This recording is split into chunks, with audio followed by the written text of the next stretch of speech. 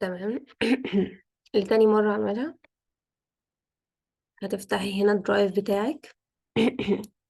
تمام، ده كده انت فتحت الدرايف بتاعك. هتعملي هنا جديد. في هنا نماذج جوجل، في ناس بتبقى عندها عند المزيد، يعني لازم تفتحي المزيد وتنزلي هنا تعملي نماذج. اوكي، فانت تتكي على نماذج جوجل، هتطلع لك ملف جديد زي ده. انا قلت انا تاني مرة اصلا اعمله، فده كان فاضي، احنا مليناه مع بعض بس انتوا كنتوش موجودين.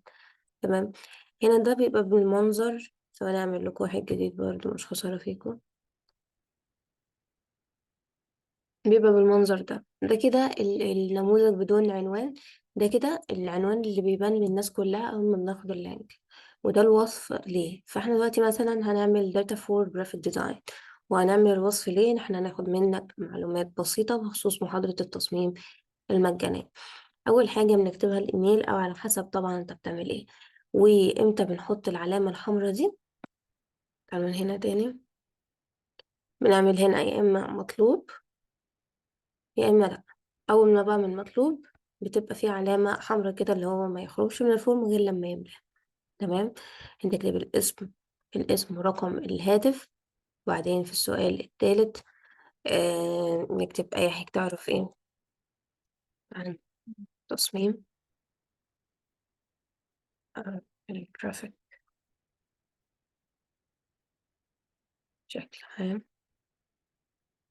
تمام. هنا دي خيارات من متعدد، لا احنا عايزين نخليها إجابة قصيرة. بعد كده هنعملها مطلوب، وهكذا تنيك تعمل الأسئلة اللي انت عايزها وعايز تعرفها. ممكن كمان من هنا بنعمل بلس، فبننزل واحدة جديدة نكتب مثلا العمر. ماشي، إجابة قصيرة برضو. فعايزين مثلا العمر دي تبقى مكان، دي بناخدها من هنا كده بنحطها مكانها. تمام. امتى ازاي بقى بنسجلها؟ هي دي الفكرة.